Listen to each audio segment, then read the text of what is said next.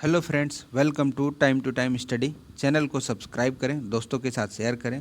Video पसंद आता है तो लाइक करें। यदि इसका पीडीएफ चाहिए तो आप इस टेलीग्राम ग्रुप में जाकर इसको डाउनलोड भी कर सकते हैं। आज हम लोग बात करेंगे बुद्धि के बारे में, या फिर पढ़ेंगे बुद्धि के बारे में। बुद्धि चीज़ क्या है? क्योंकि बचपन से हम लोग सुनते आते हैं अपने माता पिता, अभिभावक, दादा दादी, नाना नानी या टीचर से कि इस लड़के में बुद्धि नहीं है, इस लड़की को ये चीज़ करना चाहिए, या फिर इस लड़की को बुद्धि नहीं है। मतलब दोनों ही वर्गों के, या वो लड़का हो या लड़की हो, ये बुद्धि पर तो काफ़ी ज़्यादा ही बात होता है। तो आखिर बुद्धि किस चीज़ को कहते हैं, यह क्या है, इसको हम लोग आज पढ़ते हैं, ठीक है ना। तो मैं पहले बता दूं कि यह जो लेक्चर होने वाला है, यह बीएड, डीएड और या फिर जो भी अन्य एग्ज़ाम हो रहे हैं टेट से रिलेटेड, जहाँ पे शिक्षक पात्रता परीक्षा हो रही है, वहाँ पर ये चीज़ बहुत ही ज़्यादा महत्वपूर्ण हो जाती है, ये लेक्चर। तो आप इसको पूरा देखें। तो बुद्धि एक ऐसा सामान्य शब्द हो गया है दोस्तों कि आप देखते होंगे, आप रोज़ाना कभी ना कभी किसी को आप कहते होंगे कि उस आदमी में बुद्धि नहीं है, यार वो गलती करता है हर बार, उसको बुद्धि नहीं है। तो कहने का बात यही है कि यह बोल चाल की एक भाषा हो गई है। दिन प्रतिदिन इस शब्द को हम लोग यूज करते हैं। तो इसको परिभाषित कैसे करें? तो तेज़ी से सीखने तथा समझना, मतलब सीखना तथा समझना, वो भी किस गति से? तेज गति से, तीव्र गति से। अच्छा स्मरण शक्ति या ग्रहण करने की शक्ति होना, तार्किक चिंतन करने की शक्ति होना आदि गुणों के लिए हम बुद्धि शब्द का प्रयोग करते हैं। मतलब कोई तेज सीखता है, किसी को सीखने की ललक ज़्यादा होती है, या फिर वो मतलब तुरंत सीख जाता है। किसी में स्मरण शक्ति ज़्यादा होती है, कुछ चीज़ पढ़ा तो उसको अब याद रह जाएगा, वो भूलेगा नहीं। किसी में ग्रहण शक्ति ज़्यादा होती है, या फिर किसी में तर्क वितर्क करने की। तो ये सारे जो गुण हैं दोस्तों, ये बुद्धि शब्द का ही प्रयोग से इसको हम दर्शा सकते हैं। लेकिन हम मनोविज्ञान की बात करें तो इस शब्द का प्रयोग जो है इस अर्थ में ना करके इससे विशेष अर्थ में किया गया है। मतलब इस अर्थ को छोड़कर एक विशेष अर्थ में किया गया। तो देखते हैं बोरिंग जो है दोस्तों, बोरिंग जो है एक मनोवैज्ञानिक थे, न कि बोरिंग एक ऐसा चीज़ है कि उदासपन होना। ये बोरिंग वो नहीं है कि उदास होकर कोने में बैठ जाना कि यार ये मतलब ये लेक्चर बहुत बोरिंग है। ये चीज़ नहीं है। आपको बोरिंग चलने से या लगने से कोई काम नहीं देने वाला है। आपको पढ़ना ही पड़ेगा, और आपको यदि आगे आना है तो खुद आपको सारे चीज़ों को छोड़कर और सिर्फ अपने ही पढ़ाई पर ध्यान देना होगा, चाहे वो कैसा भी हो, आपको पढ़ना ही पड़ेगा। और ना ही बोरिंग एक वो चीज़ होती है ना, जो चापाकल हमारे यहाँ जो होती है नल चलाने के लिए, तो वो भी बोरिंग नहीं है, जो ज़मीन में गड्ढा। तो ये बोरिंग जो है दोस्तों एक मनोवैज्ञानिक थे। सबसे पहले बोरिंग ने बुद्धि को एक औपचारिक परिभाषा दी है। इन्होंने क्या कहा? इन्होंने कहा कि बुद्धि परीक्षण को जो मापता है वही बुद्धि है। अब आप बताइए, बुद्धि परीक्षण को कैसे मापेंगे? किताब कॉपी कलम से मापेंगे? देख के मापेंगे? कैसे मापेंगे? तो हम कहीं ना कहीं इसमें ऐसे देखते हैं कि बुद्धि में जो है कुछ खास स्वरूप या कुछ इसमें कुछ खास पता नहीं चलता है बुद्धि के बारे में कि यह बुद्धि है क्या। मतलब एक अच्छे तरीके से परिभाषित नहीं हो पाया है। आगे देखते हैं। बाद में जो है दोस्तों, वर्णन ने बुद्धि संप्रत्यय के 3 अर्थ बताए हैं। ठीक है, इन्होंने परिभाषा बताया, इन्होंने अर्थ बताया। वर्णन भी एक मनोवैज्ञानिक थे। आपको ये तीनों पूछा जाएगा। मतलब बोरिंग के बारे में भी पूछा जाएगा कि इसमें लिख दिया जाएगा परीक्षण को जो मापता है वही बुद्धि है, यह कथन किसका है? तो आपको ये आंसर देना होगा, यह कथन बोरिंग का है। या फिर बाद में वर्णन ने बुद्धि संप्रत्यय को 3 के अर्थ 3 बताए हैं। तो कहने का यही तात्पर्य है कि ये भी क्वेश्चन आपको पूछा जा सकता है कि बुद्धि संप्रत्यय को वर्णन ने कितने अर्थों में बताया है। तो आपको ये आंसर देना होगा कि इन्होंने 3 अर्थ में बताया है।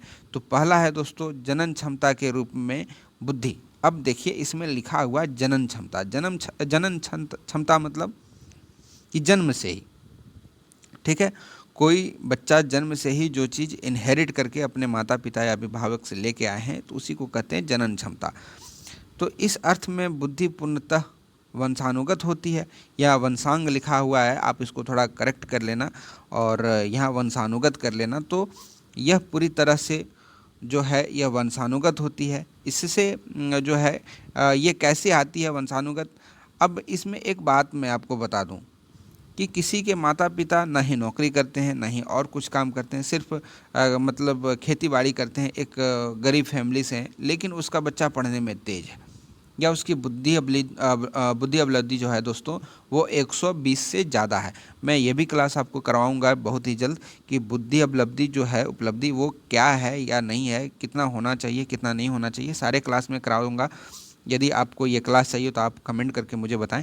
खैर, जो जनन क्षमता है दोस्तों, इसमें यही कहा जा सकता है कि वो वंशानुगत क्या है, उसमें वंशानुगत बुद्धि कितनी है या फिर कैसी है। तो इसको जो है दोस्तों हेब एक मनोवैज्ञानिक थे, इन्होंने कहा इंटेलिजेंस ए, इस तरह की बुद्धि को इंटेलिजेंस ए कहा गया। यहाँ पे भी थोड़ा सा गलत है, इंटेलिजेंट लिख दिया गया है, लेकिन आप इसको करेक्ट करके इसको अच्छा कर लेना। ये इंटेलिजेंट ना होकर इंटेलिजेंस होगा, जो एक जीनोटाइपिक प्रकार का होता है।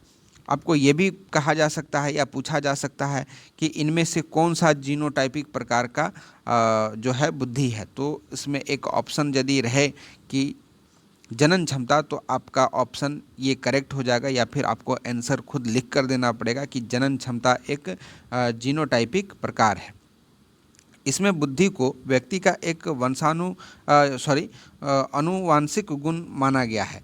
तो आपको जैसे मैंने पहले बताया कि यह एक जन्मजात है, यह इनहेरिट करके आता है माता पिता से, तो इसको हम कह सकते हैं कि यह जो है यह एक अनुवांशिक गुण माना जाता मतलब कहा जा सकता है। दूसरा ऑप्शन देखते हैं दोस्तों, प्रेक्षित व्यवहार के रूप में बुद्धि।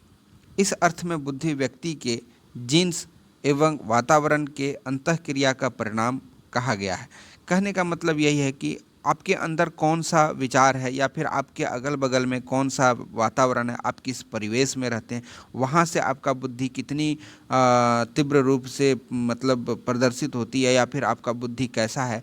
क्योंकि बहुत सारे बुद्धि ऐसे होते हैं कि एक मैं कहूँ तो सामाजिक बुद्धि होता है, अमूर्त बुद्धि होता है, मूर्त बुद्धि होता है। तो ये सारे जो चीज़ें हैं, ये सारी चीज़ जो मैं आगे बताऊंगा इसी लेक्चर में है। तो खैर, जो हम चीज़ें अपनी जिन्स मतलब अपने खुद के अंतःक्रिया से, मतलब हमारे अंदर आंतरिक रूप से या फिर अपने वातावरणिक रूप से हम लोग जो मतलब इनहेल करते हैं, तो उसी का एक परिणाम कहा जा सकता है बुद्धि। यह बुद्धि जो है यह इसका टाइप कैसा है दोस्तों, तो यह फेनोटाइपिक प्रारूप होगा। आपको यदि ये पूछा जाए परीक्षा में कि प्रेक्षित व्यवहार के रूप में बुद्धि यह किस प्रारूप की बुद्धि है, तो आपको यह लिखना पड़ेगा कि यह फेनोटाइपिक बुद्धि मतलब प्रारूप की एक बुद्धि लब्धि है या फिर बुद्धि है। तो इसमें हेब ने क्या कहा है दोस्तों, जैसे कि पीछे में लिखा हुआ था कि हेब ने इसे इंटेलिजेंस ए कहा, तो इसमें जो है हेब ने इंटेलिजेंस बी कहा गया है इसके द्वारा। किसको, तो प्रेक्षित व्यवहार के रूप में बुद्धि जो होती है वो हेब के द्वारा इंटेलिजेंस बी कहा गया। उसी प्रकार तीसरा है दोस्तों, परीक्षण प्राप्तांक के रूप में बुद्धि। इस अर्थ में बुद्धि की एक क्रियात्मक परिभाषा दी गई है।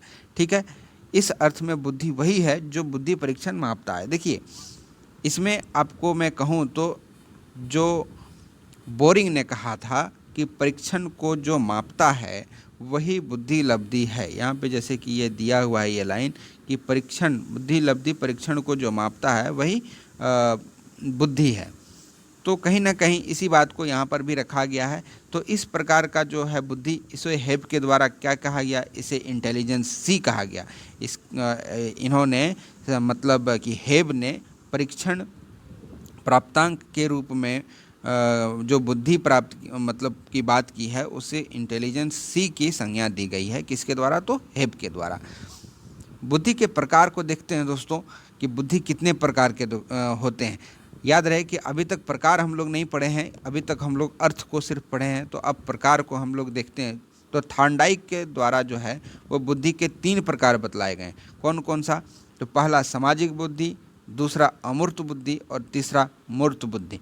ठीक है, सामाजिक बुद्धि वही होती है जो हमें समाज से प्राप्त होता है। अमूर्त बुद्धि किसी के द्वारा उदाहरण या और किसी रूप से हम लोग जब उसकी और प्रदर्शित होते हैं तो उसको अमूर्त कहा जा सकता है। तो खैर मैं ये सारे क्लास में आपको अगले क्लास में कराऊंगा और इस सब के बारे में मैं आपको बताऊंगा। यदि आपको ये लेक्चर अच्छा लगा तो आप इसको डाउनलोड कर सकते हैं। इसका PDF आप इस टेलीग्राम ग्रुप से डाउनलोड कर सकते हैं या ले सकते हैं। आप इसको ज्वाइन कर लें। तो आज का क्लास इतना ही था। Thank you for listening. God bless you all.